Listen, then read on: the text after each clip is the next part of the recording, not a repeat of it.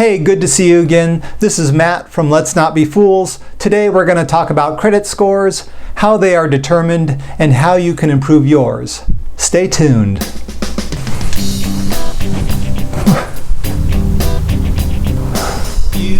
Bad dog.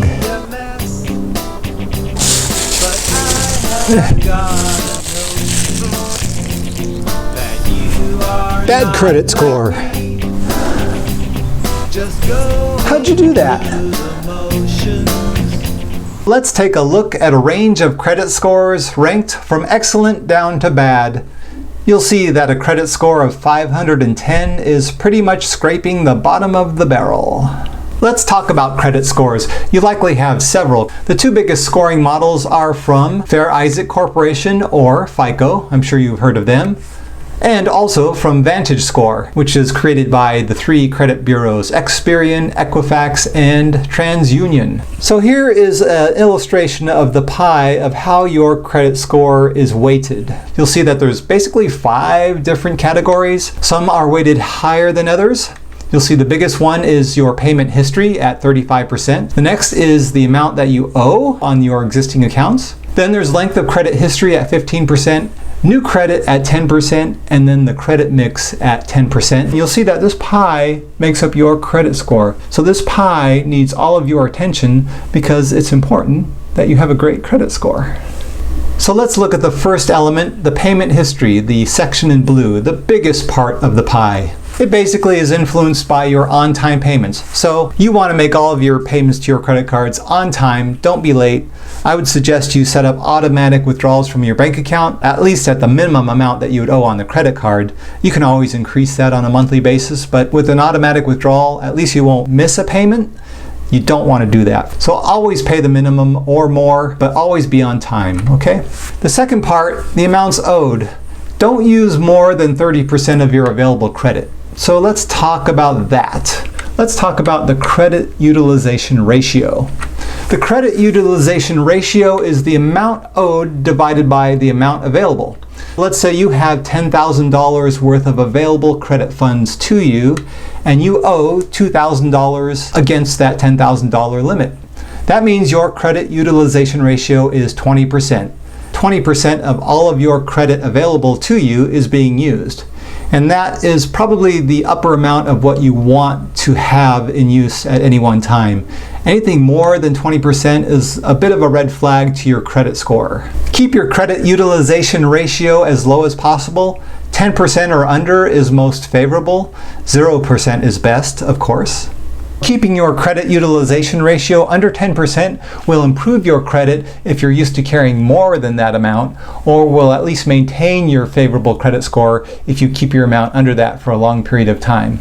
Okay, back to the credit score pie, and let's take a look at the next slice. Length of credit history, which makes up 15% of the weighting of your score. So if you have a lot of credit cards open and they've been open for a while, that establishes your length of credit history, and that's a good thing. Keep your old cards open.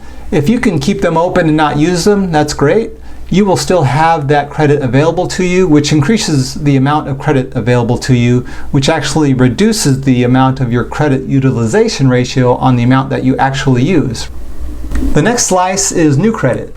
Hard inquiries, what are those? Well, when you apply for new credit, whether it's a new credit card or a car loan, that's a hard inquiry into your credit history by whomever is going to make you the loan or issue you the credit card. Hard inquiries can knock down your credit score a little bit.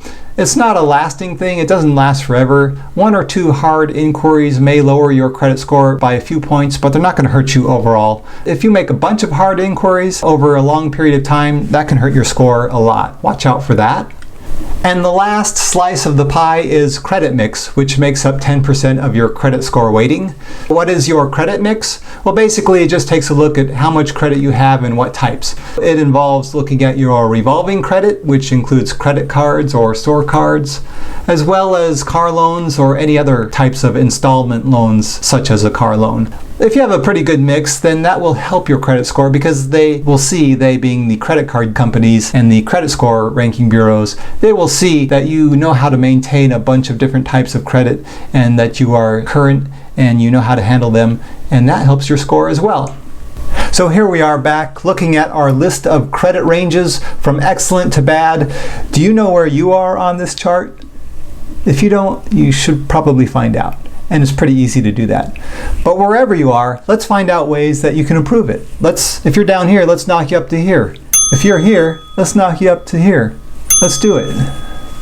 So real quickly, a few things you could do to get your best credit score. Obviously, pay on time, and again, set up auto pay if you can. That way you won't miss a payment. You can always increase the payment if you need to, but at least you won't miss one. Second, keep your credit utilization ratio at 10% or less. 0% is most favorable. Keep old cards open to keep your credit history, and also that helps your credit utilization ratio like I brought up before. Watch out for too many credit inquiries at one time. Keep a good credit mix if possible, but really only if you need to. So that would be a mix of regular credit cards, store cards, and maybe an installment loan such as a car loan. But again, only if possible. If you need a car loan, then go ahead and get one and keep current on it. But I don't want you to get a car loan just to keep your credit mix up, because the credit mix is not that big of a deal in the overall score.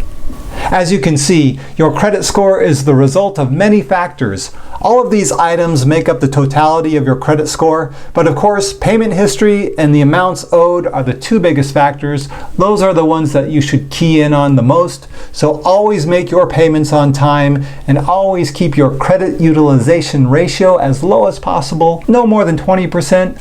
If you do that, those two things will influence your credit the most. Of course, keep the other things in line. I want you to have a great credit score so you'll get the lowest rates and the most favorable treatment from the banks and lenders. And I hope that helps. Have a great day.